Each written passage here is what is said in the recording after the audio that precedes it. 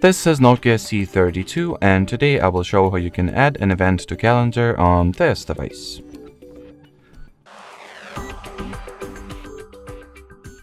So first step is to launch the calendar app.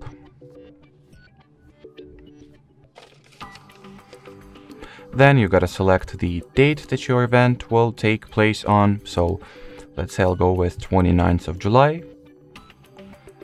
Onwards, hit this plus icon at the bottom, choose an event option, and fill out all the event details. As you can see, there are plenty of things to edit. You can start by setting the event title. Then you can also configure its time frames, time zone, repetitiveness, participants, and so on. Then once everything you are interested in adding is added, hit the save button, and here is your event. So that will be it for this video. Thanks for watching, and bye bye.